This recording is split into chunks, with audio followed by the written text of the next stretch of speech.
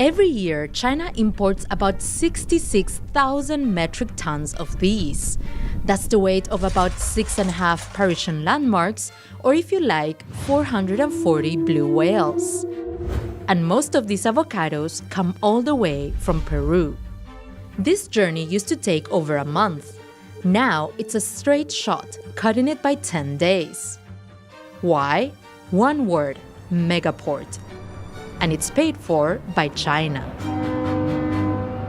Well, Chinese President Xi Jinping begins a week-long South America tour, opening a China-funded mega port in Peru. This is a huge investment, not only for Peru, but in Latin America, and it is expected to triple agricultural exports of Peru. Over the last 20 years, China has built up a network of about 100 ports on every continent except Antarctica, clustered around key maritime choke points which are crucial to global trade. This gives China a strategic advantage as global trade tensions rise. But it's also sparking concerns. Even though these ports by and large are commercial ports, some of them do actually have the capacity to host naval vessels.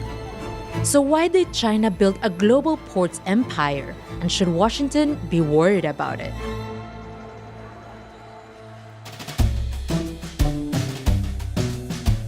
Without ports, the global economy pretty much grinds to a halt.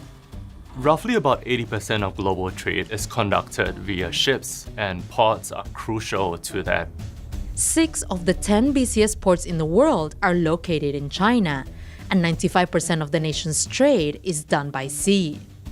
China has made itself rich by being able to find markets overseas for its manufactured goods and being able to ship raw materials to China to be processed. So making sure that it has access to a network of global ports is a key part of that. And it's not only ports. China is also the world's biggest maker of container ships. Making these generational investments to dominate global trade infrastructure is a central pillar of the Belt and Road Initiative. Over the years, it has become President Xi Jinping's signature global initiative with the goal to strengthen or improve global connectivity through building up infrastructure projects. This has meant modernizing the ancient Silk Road with highways and rail while securing maritime pathways in and out of China. Since the launch of the Belt and Road Initiative, Chinese entities' investment in overseas ports have accelerated, both in terms of scale and numbers.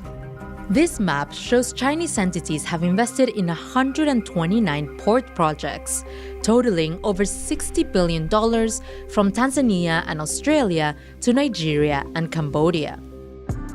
This dwarfs investments made by any other country. There is no U.S. government initiative that tries to finance or build port projects overseas. China has an entire ecosystem of companies, from cement firms, iron steel firms that specialize in building out ports. Those are not industries where the US has been focused in recent years. But the level of Chinese ownership over its ports varies. China's global port network is made up of a series of different forms of ownership by Chinese state-run companies and also Chinese private companies. In most cases, they team up with multinational or local companies to build and run the ports, even though the land is still owned by local governments. 17 of the ports China has invested in have majority Chinese ownership, which could offer Beijing more leverage at those sites, such as prioritizing container ships from a certain country or denying the docking of ships from other countries. But China has little reason to disrupt global trade, which takes us back to the first megaport we mentioned, at Chancay in Peru. 60% is owned by China's state-run shipping company COSCO, and 40% by an entity controlled by an Argentine investor. Chancay is located around 40 miles north of Lima, and in its final phase, the main area of the port is expected to be around 700 acres, which is about 80% the size of Central Park. So the port itself is huge. This port is part of China's large infrastructure push in Latin America. Currently, 3 out of 4 of the biggest economies of South America trade more with China than the US. In fact, a third of all the containers exported by Peru are sent to China, carrying not only these favorites, but other agricultural products and minerals as well. So this makes Peru a crucial gateway into China for Brazil, Chile, and other countries. The initial investment was of $1.3 billion, but if there's more demand, COSCO has said that it could invest $3.5 billion total for an expansion of the port. Shanghai is a deep water port, which means that shipments could take place directly from Shanghai to major Chinese ports. So that would enable journeys to be cut down, costs to be reduced, trade to be increased between South America and China. US officials have criticized this port, telling Peruvian authorities that they should not have allowed a Chinese firm to create such a big investment in the region. But Peruvian officials have countered, saying that the US hasn't been willing to make such a big investment in Peru. As we know by now, this is not just a story about overseas investment, it's also about national security. A number of Trump officials have even suggested that the port could be dual use, meaning that at some stage it could be used not just for economic activity, but for military activity too. That's something that Peruvian officials strongly deny, and that China denies too. But these concerns are not unfounded. Well, U.S. intelligence says China's first overseas military base in the tiny African country of Djibouti is likely to be followed by several more. In Djibouti, what began as a commercial port eventually turned into China's first full-fledged overseas military base.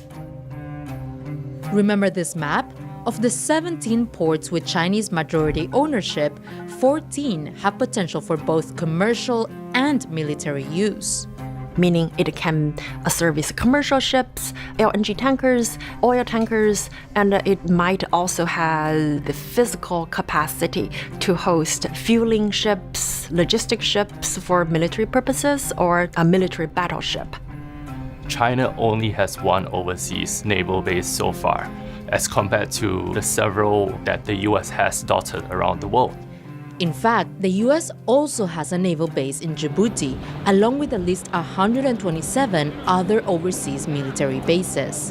Chinese officials strongly deny that the ports are for military use, but still, Many countries around the world are concerned that these Chinese port operators could in turn become listening posts to what the economies that are surrounding these ports are doing.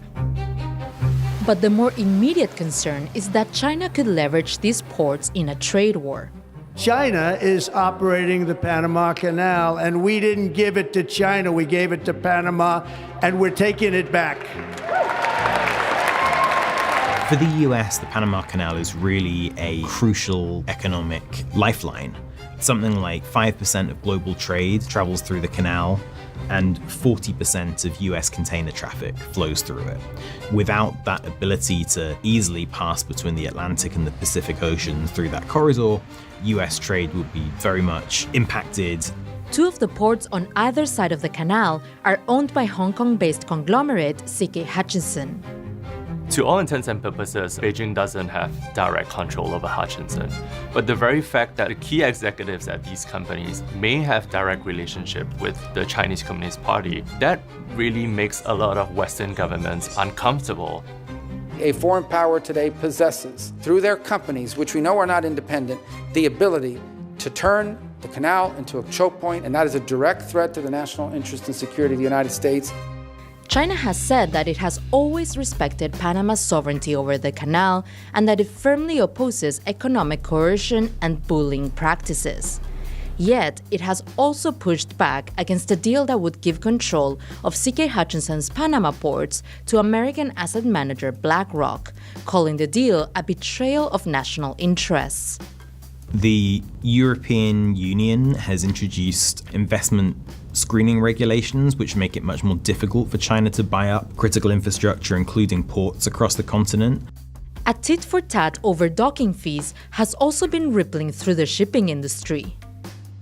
Washington has also suggested that all this Chinese money comes with heavy strings attached.